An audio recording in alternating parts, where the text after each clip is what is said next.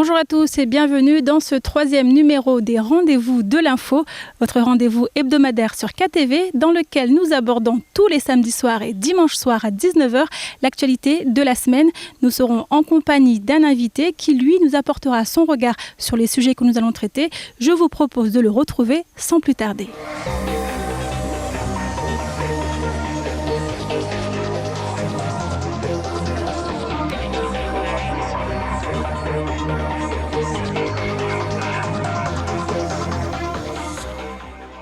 Notre invité aujourd'hui s'appelle Hamada Salim, écrivain, essayiste politique et secrétaire départemental d'Europe Écologie Les Verts. Hamada, bonjour. Bonjour Amina, bonjour chers téléspectateurs et téléspectatrices de Coésie FM. Juste pour nos téléspectateurs, on a pour habitude dans cette émission de tourner en extérieur. C'est un choix qu'on en a fait. Et pour cela, nous faisons appel à l'invité pour le choix du lieu. Et vous, Hamada, vous avez choisi de nous emmener à la convalescence sur les hauteurs de Mamoudzou. Pourquoi en 2 mots ? Parce que tout simplement, je suis un partisan de l'humaniste et je suis écologiste. Donc, en tant que partisan de l'humanisme, je veux montrer aux citoyens de Mayotte que la préservation de la nature, de la biodiversité et surtout les protections des droits de l'homme sont le cheval de bataille et l'avenir de Mayotte. C'est pour cela que j'ai préféré vous amener dans ce lieu ici. Puis pour montrer que la richesse de Mayotte, c'est la nature, la biodiversité et toutes les richesses que renferme effectivement la forêt mahoraise et le lagon de Mayotte qui renferme aussi beaucoup de richesses. Et il faut la préserver. Et je pense que l'un des enjeux de l'avenir de Mayotte, les générations futures de Mayotte doivent avoir une nature préservée. Et c'est pour cela que j'ai choisi de vous amener pour faire cette interview ici à la convalescence, à la maison du gouverneur. Hamada, si vous avez suivi l'actualité cette semaine, cela ne vous a sûrement pas échappé. Cette coupure d'électricité qui a touché plusieurs foyers mahorais, une coupure qui s'est produite dimanche dernier et qui a plongé une bonne partie de l'île dans le noir en cause des travaux chez EDM. Je vous laisse regarder ce reportage de Shakila Youssouf et de Fred Souleymana. Nous présentons nos excuses à l'ensemble de nos clients qui ont été touchés par cet incident. Au lendemain de ces 4 heures sans électricité, les Doujaniens semblent plutôt résignés. 4 à 5 heures dans le noir hier, c'est en plein milieu de leur feuilleton préféré que DM a frappé. Près de la moitié de l'île a été touchée par la coupure. En cause, les travaux de la centrale de Longoni, un problème d'évacuation du système qui n'était pas du tout prévu et qui a chamboulé les habitudes des riverains encore une fois. Tout le temps. Vous savez, même s'il y a des manifestations comme ça, des fois ça se coupe comme ça, directement, brusquement, et puis ça choque tout le monde. Des fois, on fait des pertes.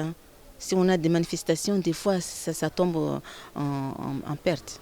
La l'histoire ya kamwe tongoza patana mwenge maori yo lazima tuwe hadisi mana lazima wasivurlo masitwa rambilo kula trongo betide namna ile watu wabaki na wana tukashona kantu wana wade dagoni au problème no rizo donc comme ça j'y vis. L'ombre du dernier blackout plane et cette situation pourrait se produire prochainement. Électricité de Mayotte en plein chantier pour développer ses investissements et tester ses nouveaux équipements. Le système d'EDM est propre au territoire. Il n'est pas rallié à d'autres systèmes à la différence d'EDF. Là, nous sommes en train de transférer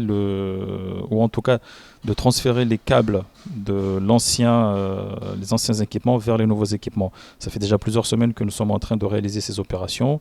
Et malheureusement, hier, il y a eu cet incident qui a déclenché un certain nombre de coupures de nos clients. 2 nouveaux postes sources vont être construits à Longoni et à Kawini dans les prochaines années. Un investissement de plusieurs millions d'euros. Le projet d'investissement comprend également la construction de la première ligne de 90 000 volts et la construction d'un autre siège sur l'île. Hamada, votre réaction sur ce fait qui s'est produit dimanche ? Je pense que ce qu'il faut faire, effectivement, il faut penser à avoir une autonomie énergétique à Mayotte, notamment promouvoir l'énergie solaire. Parce que l'électricité aujourd'hui, la population dit qu'elle est très chère, c'est pas tout. Aujourd'hui, dès qu'il y a une machine qui tombe en panne, toute la population se trouve en plein désastre économique puisque leurs alimentations sont détruites parce que la population n'a pas été informés auparavant. Nous n'allons pas rentrer dans ce détail-là. Mais si c'est un incident qui s'est produit, on ne peut pas l'anticiper, on ne peut pas prévenir quelque chose qui s'est produit. Là, en l'occurrence, c'est des travaux qui sont en train d'être réalisés, qui étaient en train d'être réalisés, qui ont été à l'origine de cette coupure. Donc là, on ne pouvait pas prévoir. Justement, on ne pouvait pas prévoir, mais il ne fallait pas non plus qu'il y ait des désastres sur le plan de la population, notamment des dépenses économiques. Parce qu'à cette époque, vous avez qu'il y a beaucoup de familles qui envoient leur papa et leur maman à la Mecque. Il y a beaucoup de familles aussi qui ont fait des dépenses, qui ont des produits alimentaires, justement. Et dans le cadre de la sécurité sanitaire, ils ne voulaient pas non plus faire des courses. Ça pouvait être utile pour eux. Et puis surtout, ce qu'il faut comprendre, c'est que c'est une période où il y avait des élèves aussi, c'est la rentrée scolaire. Quand vous parlez des courses, cela veut dire qu'avec justement cette pénurie d'électricité, tout ce qui est dans les congélateurs, par exemple, tout ce qui doit être conservé au frais, finalement a pris un coup. En fait. Voilà, a pris un coup. Déjà, nous avons le problématique de la vie chère à Mayotte. Les choses coûtent cher, les aliments coûtent cher, tout ce qui est produit qui vient de l'extérieur coûte cher parce que Mayotte vit sous la perfusion de l'extérieur et de la métropole. On n'arrive pas à produire suffisamment ici, on n'a pas l'autosuffisance alimentaire. Et puis, si cet accident arrive, ça fait beaucoup de dégâts sur le plan financier de la part du portefeuille des ménages. Parce qu'on voit dans le reportage ces habitants qui sont remontés, qui en ont assez en fait de ces coupures qu'ils disent répétitives. Donc là, quand vous dites ça, on en demande beaucoup, mais en retour, eux, on a l'impression peut-être d'en recevoir peu. Les Mahorais sont tellement gentils, c'est un peuple œcuménique, mais seulement il va falloir absolument que les sociétés qui ont justement occasionné ces dégâts-là remboursent aussi finalement leurs dépenses. Je pense qu'il faut qu'ils prennent leurs responsabilités. Qu'ils prennent leurs responsabilités. Face aux Mahorais. Face aux Mahorais, ils ont un droit de revendiquer leurs droits. Et puis surtout, c'est qu'il va falloir absolument populariser l'énergie solaire, puisque dans les grands ensembles, par exemple les églises, les mosquées, tout ça, il va falloir penser à faire une économie le représentant d'écologie. C'est l'écologiste et l'humaniste qui parle. Pensez à avoir une autonomie énergétique ici, ne pas dépendre de l'électricité ni du pétrole. On sait bien que le pétrole, dans certains pays, commence effectivement à se faire rare, même si on nous dit que dans nos régions, il y a encore une arrivée massive de l'or noir et du gaz, mais il va falloir absolument protéger la population. Parce que la sécurité... Miser sur de nouvelles ressources, en fait. De nouvelles ressources, notamment l'énergie marémotrice, par exemple, c'est une source d'énergie qui va falloir penser, l'énergie solaire qui peut être aussi, si jamais on utilise l'énergie solaire, on a du soleil 365 jours sur 365 jours, cela veut dire tout simplement qu'on ne pourra pas avoir justement ces problèmes de panne. Il y aura peut-être des petits incidents, mais pas des pannes répétitives parce que ça fait déjà 2 ans que ces pannes reviennent. Donc ce n'est plus une affaire effectivement d'erreur ou du hasard, il y a vraiment problème sur le plan justement de cette énergie électrique qu'il va falloir revoir et trouver des solutions pour que la population soit mise en sécurité. Autre peur en fait qui renaît lorsque les coupures interviennent, c'est celle en fait de se faire cambrioler, de se faire et à ce titre en fait un sujet particulièrement sensible en ce moment, les violences qui règnent à Mamoudzou avec une ambiance électrique on va dire et les habitants concrètement de cette commune n'en peuvent plus. Certains sont même obligés de se barricader chez eux. Je vous laisse regarder ce reportage de Shakila Youssouf. Saïndou Malidi Mtsaperoua habite dans le quartier depuis toujours et ne compte plus le nombre de fois où il s'est fait cambrioler. Il vit avec sa femme Salimata et ses enfants et regrette l'époque où les enfants étaient élevés par tous les parents du village. Mais pour de nombreux habitants, il n'est plus question de s'occuper que d'enfants du quartier. Aujourd'hui, il faut aussi prendre en charge les enfants abandonnés sur le sol français. J'ai tellement peur que j'arrive même pas à dormir. Le soir, quand je dis que j'arrive pas à dormir, c'est que je ne dors pas. Je veille sur mes biens, je veille sur mes enfants, je veille sur ma maison. Je ne dors pas, je prends le café à 22h et je suis éveillée jusqu'à 4h du matin. Si les autorités ne semblent pas pouvoir régler le problème de la délinquance et de la violence, la population mahoraise, elle, ne compte pas se laisser faire. C'est en tout cas le message qui circule désormais dans les rues. Les habitants s'organisent désormais et se préparent à toute éventualité. Il ne tient pas, nous, la population, de se faire justice nous-mêmes. Je pense qu'il y a des instances compétentes qu'on doit laisser travailler. Mais c'est vrai qu'à un moment donné, il faut que les responsables de ce pays en matière de sécurité fassent le nécessaire pour que ces choses-là arrêtent parce qu'à un moment donné, les gens ne peuvent pas se contrôler. Ils vont faire quelque chose que nous regretterons tous ensemble. Si les autorités ne semblent pas pouvoir régler le problème de la délinquance et de la violence, la population mahoraise, elle, ne compte pas se laisser faire.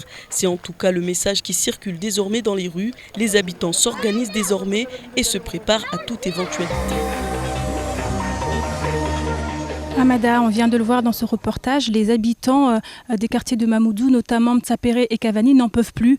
Ils sont vraiment dépassés par cette situation d'insécurité, de violence dont ils sont victimes. Vous, qu'est-ce que ça vous inspire, cette situation? Vous vivez à Mamoudzou, d'après ce que je sais. Je vis cette violence au jour le jour. J'ai des enfants aussi qui se font agresser quand ils vont au collège, comme ils vont au lycée.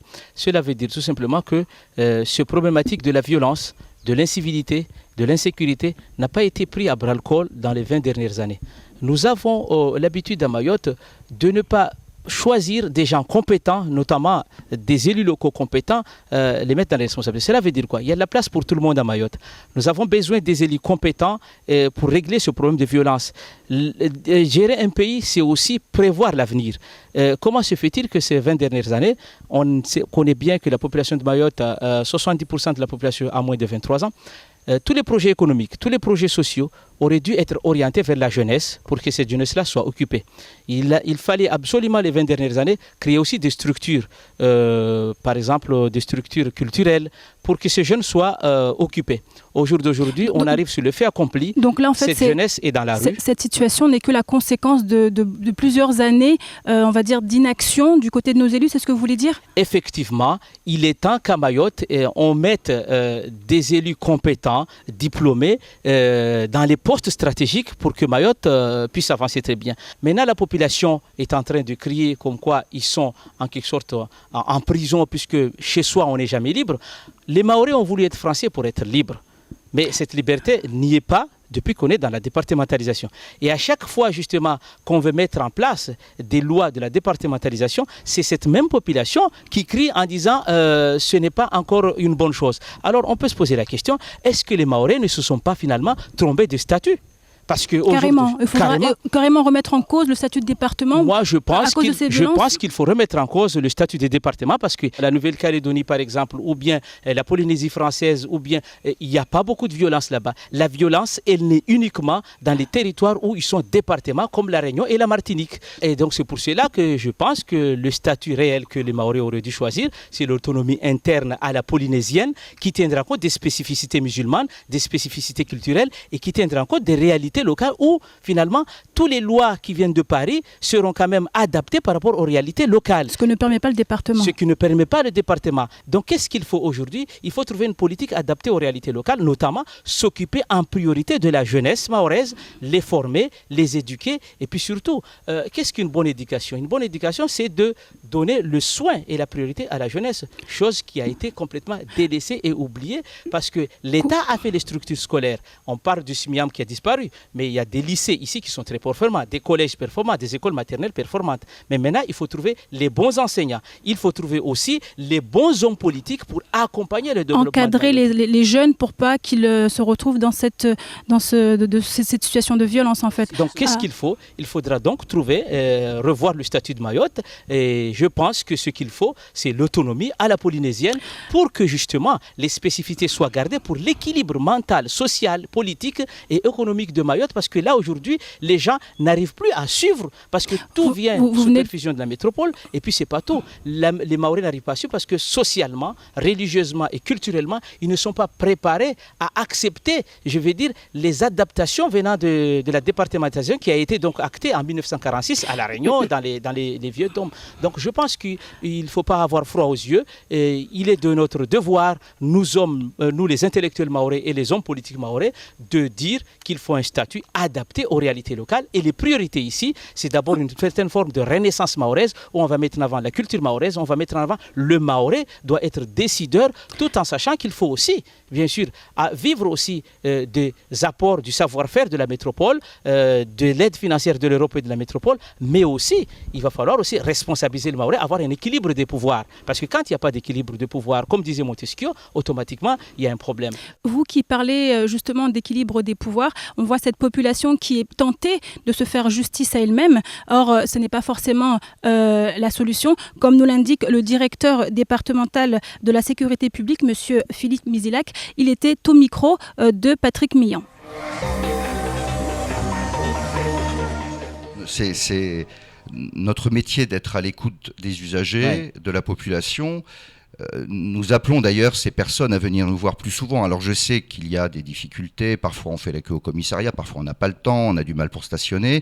Il existe un dispositif sur lequel nous avons déjà communiqué, sur lequel nous voulons à nouveau communiquer, c'est le dispositif de pré-plainte en ligne qui permet de déposer plainte de chez soi sur Internet, via Internet, pour se plaindre donc des faits que ces personnes ont commis. Donc nous invitons ces personnes à utiliser ce dispositif qui fonctionne très bien d'ailleurs en métropole comme ici. De mieux en mieux. Tout à fait, et qui, donc nous sommes saisis de cette pré-plainte en ligne, et effectivement, nous pouvons ensuite convoquer la personne, convenir d'un rendez-vous pour éviter l'attente au commissariat. Donc le temps moyen est relativement court, autour de 20 minutes, un quart d'heure, 20 minutes, ça dépend des périodes, mais nous cherchons justement à améliorer ce dispositif pour le faire diminuer ce temps d'attente, puisque c'est quelque chose d'important. Mais nous entendons bien évidemment les plaintes des usagers, mais je les invite encore une fois à venir nous voir le plus souvent possible, soit en utilisant ce système qui leur permet d'éviter de se déplacer au commissariat, soit en nous signalant les faits, et même en amont, pas uniquement quand les faits ont eu lieu. Il faut utiliser un dispositif qui existe depuis toujours en police nationale, qui nous permet, nous, policiers, de réagir avec efficacité si nous avons la chance d'être à ce moment-là sur le secteur donné, parce que nous avons plusieurs patrouilles sur la circonscription. Le 17 Police Secours est un système efficace qu'il faut utiliser plus souvent. Je ne dis pas que systématiquement nous ferons mouche, mais en utilisant ce système de 17 Police Secours qui permet aux policiers d'agir en temps réel, avec beaucoup plus d'efficacité, nous augmentons les chances d'intervenir, soit pour prévenir une éventuelle agression, un éventuel cambriolage, quand des personnes constatent à proximité de leur domicile ou dans une rue sombre, et les rues de Mamoudzou sont souvent sombres, je pense que...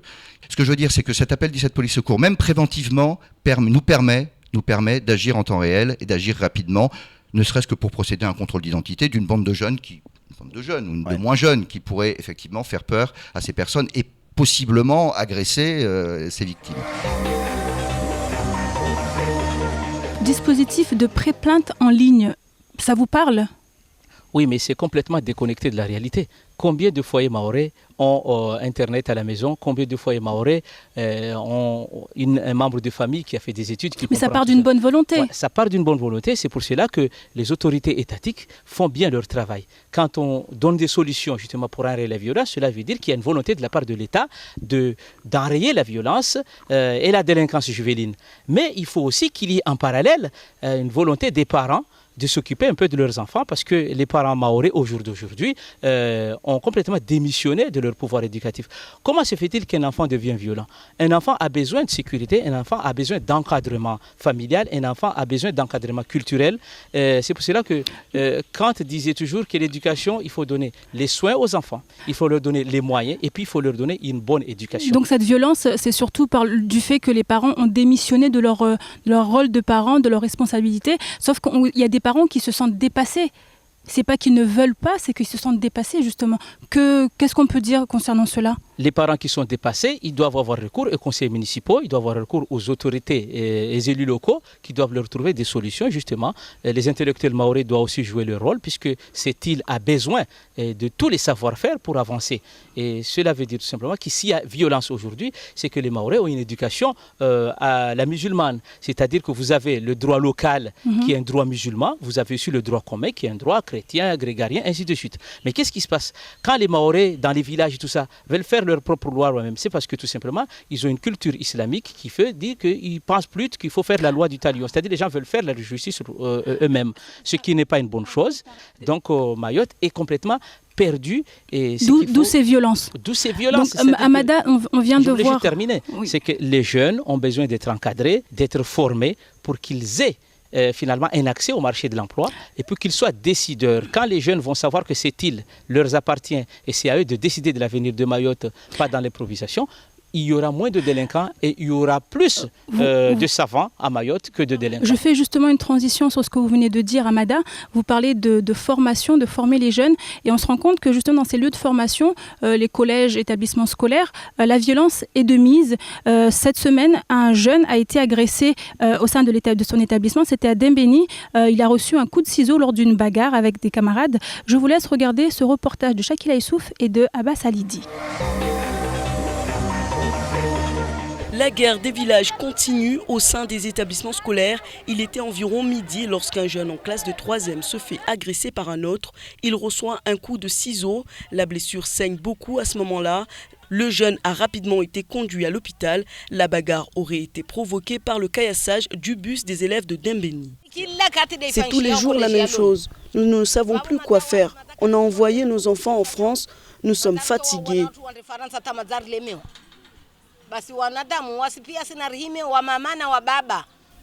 Il faut que nous, les parents mahorais, enjoignons que nous nous réunissions pour trouver une solution, car nous sommes fatigués.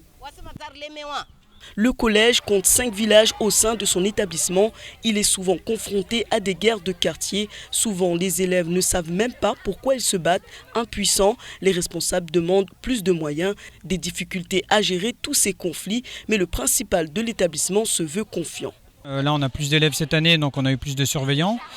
Et ce qui est à déplorer, c'est malgré la communication qu'on fait auprès des élèves, des communications de respect mutuel, de s'écouter les uns les autres, eh bien on a des élèves qui, coûte que coûte, veulent se battre parce que toi tu es de Dembéni, toi tu es de Sararano à Jangwa. Et voilà, ils ne savent même pas pourquoi ils se battent entre eux, mais malheureusement, ils se battent. Nous, la surveillance, elle est là. C'est rare que la plupart du temps, on intervient avant le début de la bagarre, parce qu'on a des élèves quand même qui ont un esprit civique et qui nous préviennent. Là, c'est vraiment 2 élèves qui voulaient rien entendre, quoi. La vice-rectrice s'est également déplacée sur les lieux. Aujourd'hui, l'objectif est de réunir rapidement les maires des communes pour mettre fin aux violences. Une rentrée chargée pour Nathalie Constantini et une histoire que tous espèrent enterrer cet après-midi. Affaire à suivre. Amada, de la violence au sein même des établissements scolaires. Cela veut dire qu'il y a un échec dans l'éducation et l'instruction à Mayotte. Montaigne disait qu'il valait mieux valait avoir une tête bien faite qu'une tête bien pleine. Qu'est-ce qu'on constate? Les enfants dans les établissements scolaires, primaires et ainsi de suite auraient dû justement s'approprier cet adage. Mais qu'est-ce qui se passe? L'école aujourd'hui est devenue une concentration de jalousie, une concentration de bandits et une concentration de jeunes qui amènent au sein de l'établissement leur conflit tribal, leur conflit villageois. Donc ce qui se passe à l'extérieur est ramené dans l'établissement scolaire. Ce qui se passe à l'extérieur est ramené dans l'établissement. Parce que les parents font beaucoup d'enfants, mais ne passent pas le temps à les éduquer. Un enfant a besoin de 2 formes d'éducation. L'éducation publique, donc étatique à l'école, il a besoin d'une éducation familiale et parentale à la maison. Mais est-ce qu'ils ont fait leur travail de parents?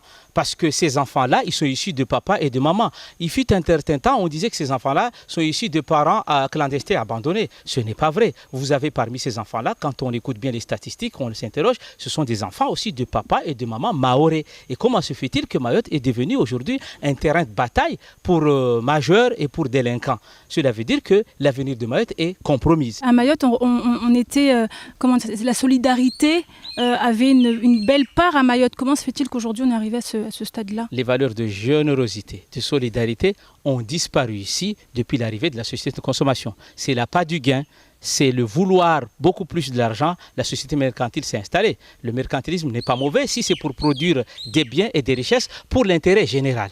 Mais si c'est pour produire des biens et des richesses pour des cas particuliers ou pour assouvir des égoïsmes nationaux ou locaux, c'est pour cela que Mayotte est malade. Il y a une malaise sociale et c'est aux parents de prendre en charge l'avenir de Mayotte, éduquer leurs enfants au bien commun. Et les parents ne font pas assez leur travail. L'État fait le travail extérieur. En Chine ou au Japon, dans les pays asiatiques, les parents éduquent à la maison, les enfants ils ont une éducation parentale et une éducation administrative. Eh bien, les gens sont disciplinés. Quand il y a des sociétés où les parents ne font pas leur boulot, ils attendent que l'école fasse tout, l'éducation civique, l'éducation intellectuelle, parce qu'il y a éducation et instruction. Éduquer, l'école doit éduquer, les parents doivent aussi éduquer. L'école doit donner du savoir-faire, les parents le savoir-être et le savoir-vivre. Et c'est pour cela que le manque de savoir-être et de savoir-vivre de la part des parents fait que les enfants, ils s'auto-mutilent entre eux, ils ne s'apprécient pas, ils ne se supportent pas parce qu'ils n'ont pas compris qu'ils ont un destin commun. On comprend donc qu'il y a beaucoup de choses à revoir pour régler ces problèmes de violence, au-delà même de ce que peuvent faire les autorités en fait. Je vous laisse sur ces quelques mots. On se retrouve juste après cette courte page de pub. Vous êtes sur KTV, on se retrouve dans quelques minutes.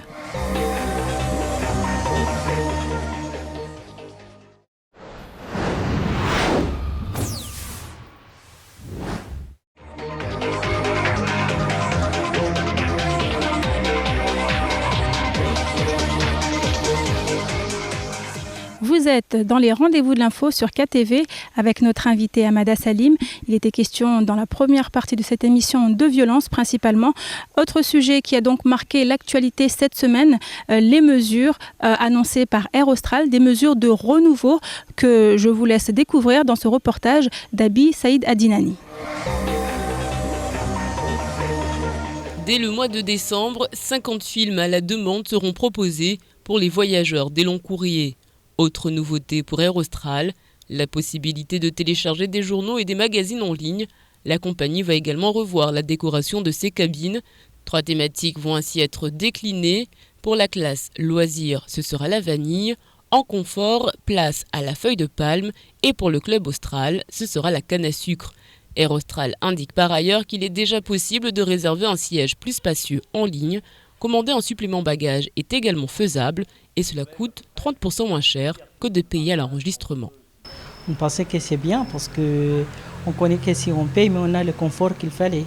Alors c'est quelque chose de très bien, on le juge bien, on aimerait bien qu'il se voit le jour le plus vite possible. Ce sont de bonnes choses, mais le prix de billets reste toujours élevé. Et si vous voulez qu'il y ait beaucoup de gens qui viennent ici, il faudra baisser les prix. Qui dit nouvelle image, dit nouveau logo. Les 2 A de Air Austral forment désormais un cœur bleu.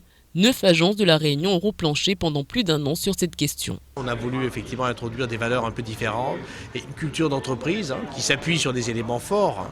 La proximité que Air Austral, que son personnel a avec ses clients, l'ouverture aussi, l'ancrage aussi à la Réunion.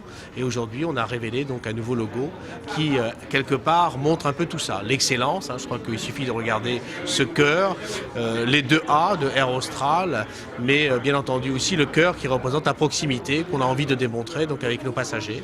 Enfin, dès le mois de décembre, les avions de la compagnie vont bénéficier d'un bon coup de peinture. Cascades, volcans, cirques, autant de paysages emblématiques réunionnais qui s'afficheront en plein ciel. Aujourd'hui, l'objectif est clair, la mise en avant de la Réunion et de ses talents. Il y a donc du nouveau chez Air Austral, beaucoup d'offres nouvelles pour les passagers. Qu'est-ce que vous en pensez, Amada, dans la mesure surtout où Mayotte semble ne pas avoir été touchée, visée par ces nouveautés ? C'est vrai qu'il y a du nouveau dans les logos des compagnies aériennes qui desservent Mayotte. Mais ce qui est très important, ce qu'attend réellement la population, c'est la baisse du prix du voyage Mayotte-Réunion, Mayotte-Métropole, parce que nous sommes l'une des lignes les plus chères du monde, ce qui n'est pas au kilomètre carré, ce qui n'est pas une bonne chose pour les citoyens mahorais. Les citoyens mahorais doivent avoir l'occasion de voyager beaucoup, parce que voyager, ça forme les mentalités. Et c'est vrai que depuis que nous sommes département, depuis que nous sommes en France, on a aidé Mayotte, on a mis des routes, on a fait des infrastructures. Mais c'est l'homme mahorais qui doit être maintenant perfectionné, c'est-à-dire les mentalités doivent être améliorées.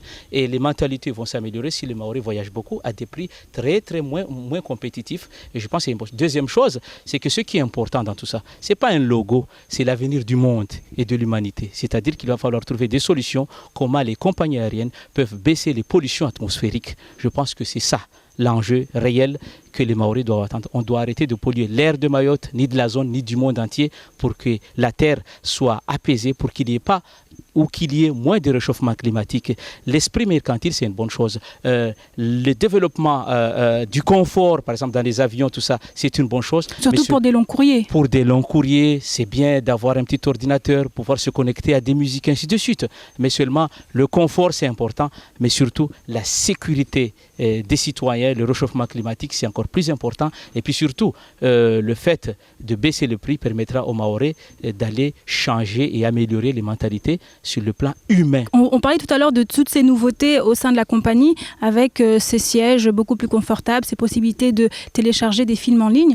Et autre nouveauté, justement, l'une des plus marquantes peut-être de cette nouvelle page qui s'ouvre pour Air Austral, le logo est un logo qui a fait la fierté justement des dirigeants de la compagnie, avec ce cœur qui n'auront pas justement avec les 2 A d'Air Austral, sauf que juste après l'annonce, une polémique a été soulevée, mettant le doigt justement sur des similarités entre ce logo et le logo d'une autre compagnie qui desservait justement Mayotte, la compagnie Axis Airways. Qu'est-ce que vous en pensez ?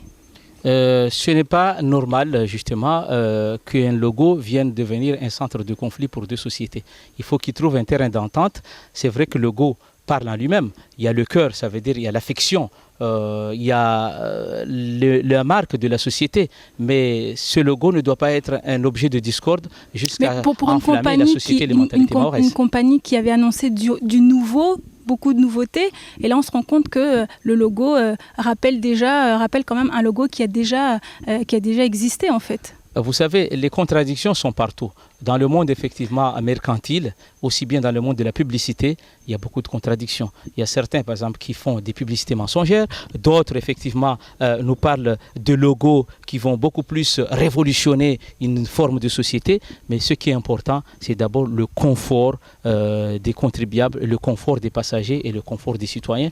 Je pense que Mayotte, les Mahorais et les passagers ont plus besoin de confort. Donc c'est une polémique qui pour vous n'a pas lieu d'être. C'est une polémique qui n'a pas lieu d'être et qui n'est pas du tout dans l'intérêt des Mahorais et des passagers. Donc c'est une polémique qu'il faut banaliser, qu'il faut laisser de côté pour l'avenir des générations futures de Mayotte, parce qu'on en a besoin. Mayotte a beaucoup de problèmes à gérer, donc ce qui est le plus important, c'est la sanité. C'est noté, Amada. Donc on reste dans le monde économique avec cette bonne nouvelle qui est arrivée au Conseil général. Semble-t-il non, c'est avéré. Des subventions ont été accordées à de nombreuses entreprises sur l'île. Je vous laisse regarder l'analyse qu'en a faite Camar dans son faux journal. Le CG va mieux. Ouf, oui. Le CG va mieux. Hein. Ils sont tous sortis de leur bureau. Hein. Ah là, franchement, on a sorti les costards, cravaches, partout, tout le monde, bien sûr. Ouais, le CG va mieux. Le CG a retrouvé le sourire. Le CG n'est plus en découvert, mesdames et messieurs. Vous avez tous entendu, même vous, dans le fond de Mayotte, là. Le CG va mieux, tout le monde doit y aller. Et donc, du coup, même le président a réembauché un chauffeur ce matin. Ah oui, le mec, dernier cri, hein, le chauffeur, dernier cri. Hein. Mais c'est vrai, on se disait, mais c'est pas possible. Ah ouais, donc c'est pour ça que je vous avais dit récemment que la chanson « Je suis le président du CG », maintenant on a changé les paroles, bien sûr. Et je fais tout ce qui me plaît, amenez-moi tous vos projets, il y a de l'argent à partager. Oh oui. C'est donc une bonne nouvelle pour les entreprises mahoraises. Le CG, le Conseil général, va mieux, avec à la clé de l'argent à redistribuer à ces entreprises. Amada, qu'est-ce que vous en pensez ? On nous dit toujours que l'argent, c'est le nerf de la guerre. Une société moderne comme une société traditionnelle a besoin d'argent pour fonctionner. Et donc, si le Conseil général aujourd'hui a retrouvé sa santé financière, c'est une bonne chose. Mais il ne faut pas non plus avoir une situation où on va retomber sur une situation d'endettement.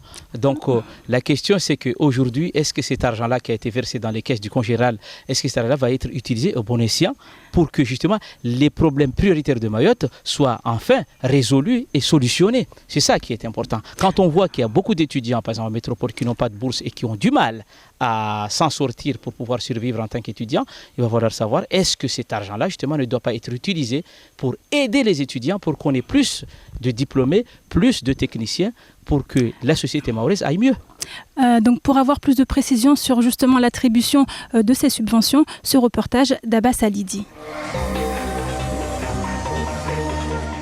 1 874 720 €.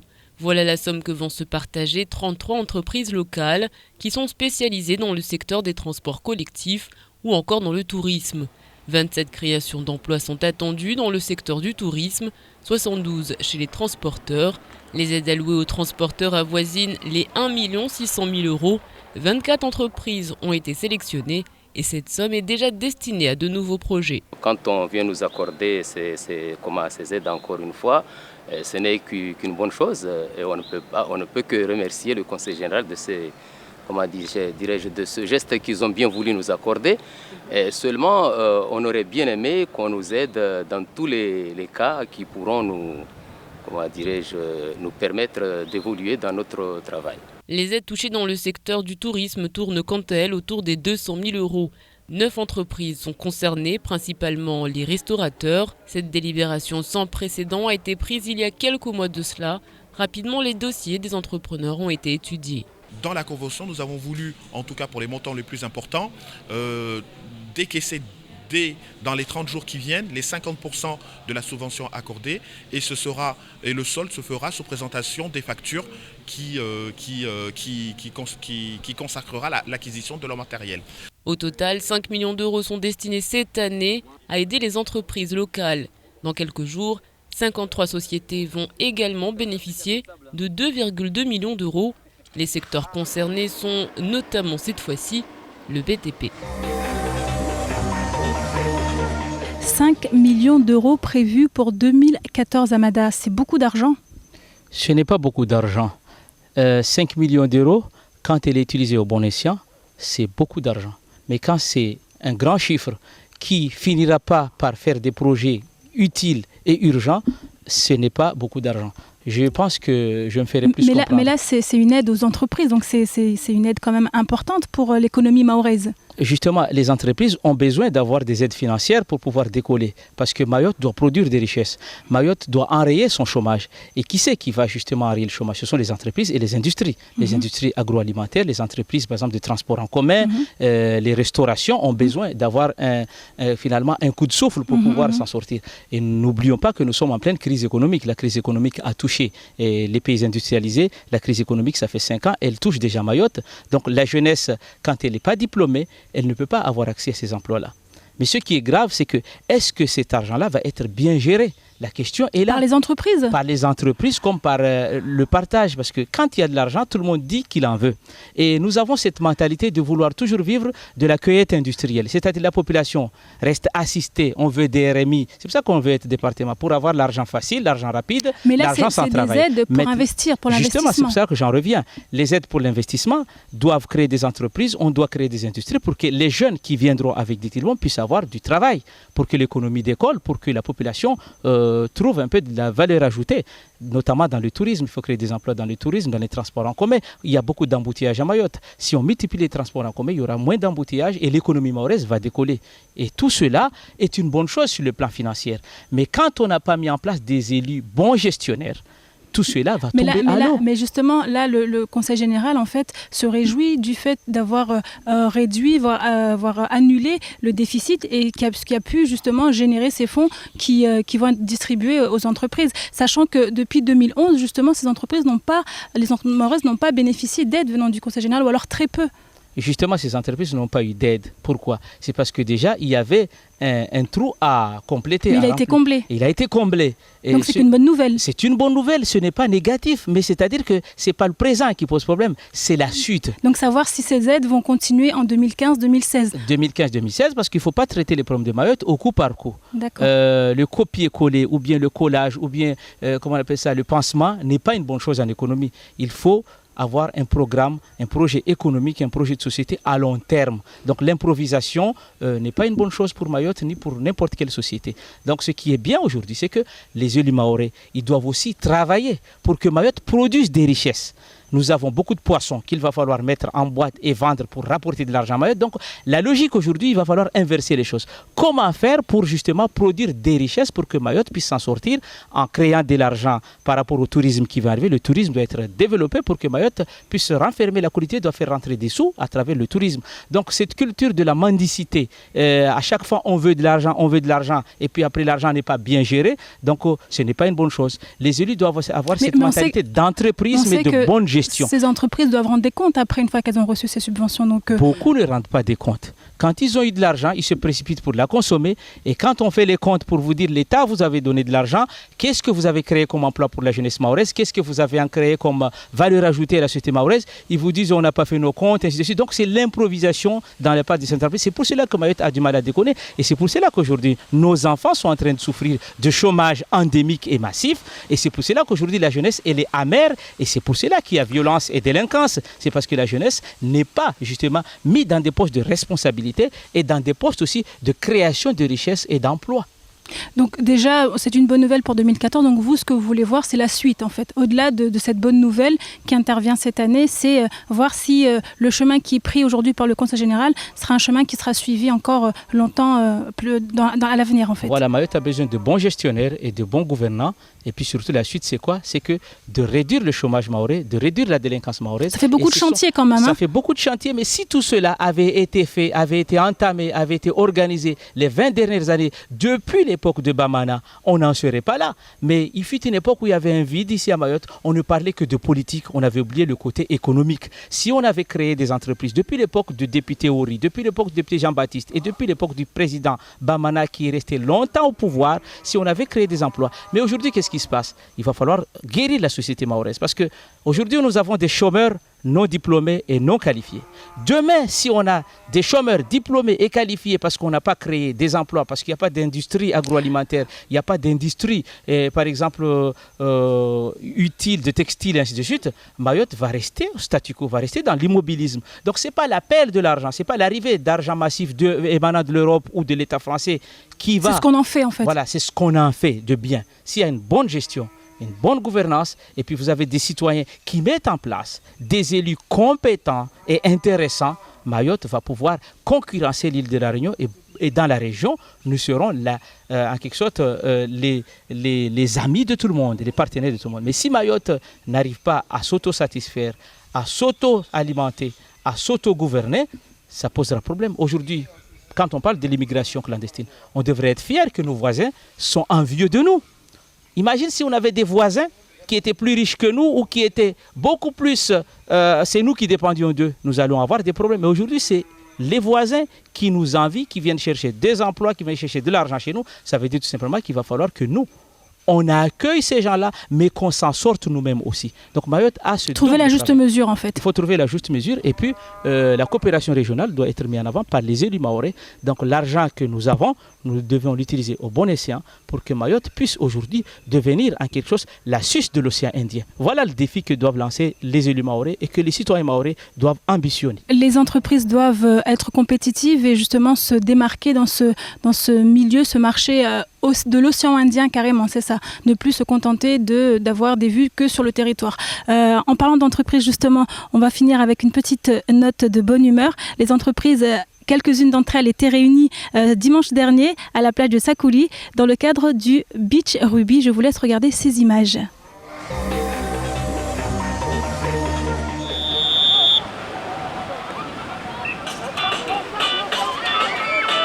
Une dizaine d'équipes pour un après-midi convivial sur la plage. Pour cette première édition, le public était au rendez-vous.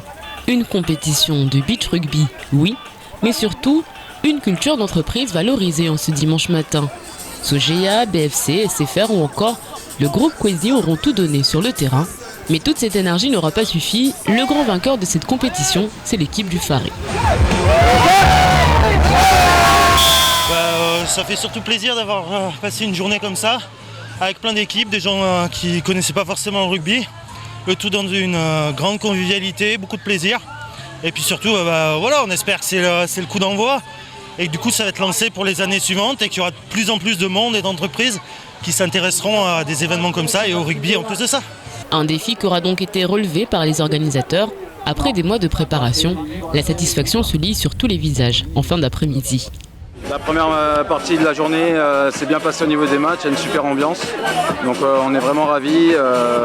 C'est une grosse organisation pour nous qui sommes une association avec beaucoup de bénévoles, mais grâce à de nombreux partenaires comme SFR, Intersport, Poésie, Fondi Distribution, Mayotte Topo, Channel Gateway, on a pu mettre en place cette belle journée qu'on espère renouveler chaque année. Bonne humeur et fair play auront donc animé Sakouli toute la journée. Et même si l'important c'est de participer, on notera la 2e place de l'équipe Alizé Metal, la 3e place de l'équipe Sogea. Cozy finira tranquillement à la 5e place de ce classement, en attendant l'année prochaine pour peut-être un podium. De la bonne humeur et une première édition du beach rugby qui a connu un franc succès. Amada, vous êtes sportif ? Moi, je suis sportif, mais surtout, j'apprécie beaucoup le jogging. Je suis un des rares intellectuels et hommes politiques mahorais qui apprécient le côté sportif. Et cela veut dire simplement que j'encourage les autres hommes politiques à faire du sport et à apprécier le sport collectif parce que ça donne beaucoup plus une mentalité positive et combative. On l'a vu dans ce reportage. Hein. Ah oui.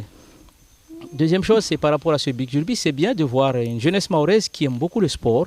Vous avez des métropolitains, des jeunes mahorais qui étaient au bord des plages, effectivement, qui faisaient du rugby, un sport qui n'est pas forcément mahorais, qui fait partie du tout de la réalité culturelle mahoraise. Mais on voit cette curiosité sportive de la part de la jeunesse mahoraise et ça fait plaisir de voir des jeunes initiés à travers les entreprises. Hein. Initiés à travers les entreprises, ça veut dire que les entrepreneurs ont fait une bonne chose pour Mayotte. Ce qu'il faut faire en tant que commentaire, c'est qu'il va falloir aussi valoriser les sports locaux, notamment le moringue, notamment les sports des femmes ou les jeux des femmes tels que le débat. Parce que, mis à part la mondialisation, la montée de Mayotte vers justement le concert des nations, nous devrons aussi valoriser les sports locaux sans oublier d'intérioriser les sports qui sont d'autres cultures. Parce que culture et civilisation, c'est deux choses différentes. La culture, c'est ce que nous avons de spécifique. La civilisation, c'est ce que nous avons tous en commun. Le savoir-être, le savoir-vivre et puis la protection du bien commun, c'est-à-dire la culture et tout ce qui est bien pour l'homme. Amada, je vous le disais tout à l'heure, chers téléspectateurs, Amada qui est secrétaire départemental d'Europe Écologie Les Verts, mais qui est également écrivain, essayiste politique. Amada, vous avez un ouvrage qui est en cours de sortie, qui va bientôt sortir. Oui, effectivement, cet ouvrage s'intitule « Renaissance mahoraise ou régression mahoraise, que préfèrent les Mahorais ?» C'est-à-dire que j'interroge les Mahorais en leur disant que nous sommes à la veille de la mondialisation, mais ce qui est important, c'est que l'accès à la modernité est une bonne chose pour les Mahorais, mais il va falloir aussi protéger nos traditions et surtout valoriser nos intellectuels. Et dans ce livre, je parle de deux grands volets, c'est comment promouvoir la renaissance mahoraise, une renaissance qui va mettre en avant l'esprit de lumière. Mayotte ne doit pas... L'esprit de lumière, qu'est-ce que vous entendez par là ? Esprit où il faut valoriser tout ce qui est intellectuel, tout ce qui est culture de la beauté, culture de l'art, une bonne architecture. Parce que pourquoi les jeunes Mahorais n'aiment pas passer leurs vacances à Mayotte ? C'est parce que nous n'avons pas d'œuvres d'art ici. Nous n'avons pas des musées. Nous n'avons pas des plages confortables comme à La Réunion ou bien à Dubaï. Nous n'avons pas... Il faut revoir le cadre. Il faut voir le cadre. Il faut tout faire pour que la jeunesse mahoraise apprécie justement le cadre mahorais, l'environnement, la protection de la nature et ainsi de suite. Et puis, la mentalité autonomiste. Et puis surtout, il faut valoriser aussi nos intellectuels mahorais. Il y a eu des hommes politiques mahorais ici qui ont marqué l'histoire de Mayotte. Et dans cet ouvrage, j'explique justement un grand homme qui était ici à Mayotte, qui est le premier fondateur de la première librairie et qui était propriétaire à Pamandzi, où c'était un haut lieu de la culture mahoraise, c'était un haut lieu de la littérature mahoraise, et puis surtout c'était tout le débat, toutes les discussions sur l'avenir institutionnel de Mayotte d'aujourd'hui, à l'époque où il y avait le conflit Séré-Lamé-Sordan entre Mayotte et les Comores, tout se décider, se discuter à Jardin, à Pamandzi, à travers ce grand homme qui s'appelle Abdou Moulkanji, c'est-à-dire Abdourahmane Aboud, qui est un Mahorais qui a eu beaucoup de relations avec l'extérieur, notamment son petit frère qui était un grand homme d'affaires à Madagascar et qui a connu l'Afrique. Et donc finalement, il faut valoriser ces gens-là et qu'aujourd'hui, c'est dommage que l'aéroport de Pamandzi, par exemple, ne soit pas intitulé aéroport de ce grand homme. Et puis surtout, valoriser justement nos intellectuels pour que la jeunesse puisse venir avoir un sentier, un chemin pour lancer les bases de Mayotte. Parce que Jean-Jacques Rousseau, Montesquieu et tout ça, c'est eux qui ont lancé le fondement, la base du développement. Donc un ouvrage qui va nous apprendre beaucoup de choses, semble-t-il, sur Mayotte, l'histoire de Mayotte. Amada, la sortie est prévue pour quand? La sortie de cet ouvrage est prévue pour janvier 2015. Pour la simple et unique raison, c'est une date symbolique où Mayotte va se trouver à la croisée des chemins. 2015, ce sera la veille de l'essor et du décollage de Mayotte. C'est pour cela que j'ai prévu cela. Donc une sortie prévue pour janvier 2015, nous serons au rendez-vous. Chers téléspectateurs, merci à vous d'avoir suivi cette émission, les rendez-vous de l'info. Je vous retrouve dès demain pour un nouveau numéro. Bonne soirée à vous sur KTV.